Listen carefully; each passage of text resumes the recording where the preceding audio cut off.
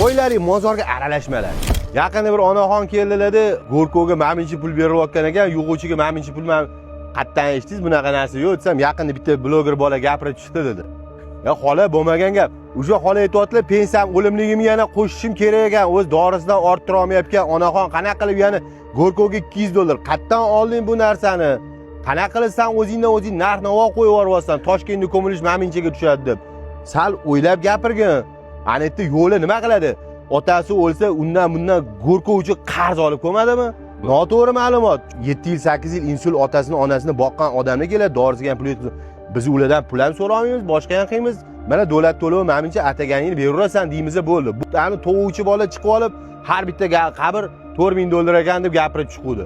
Yana bittasi qo'ylaring mozorga aralashmalaring. Bu yerdan u hayb ishlaygan, vav ishlaygan joy emas. Sandan ham ani obro'si eng cho'qqiga chiqqan odam ham shetdaligini billaring. Bu yerdan foydalanadigan joy emas bu. Hayb uchun. Bo'ldi, qabristonni tinch qo'ylaring.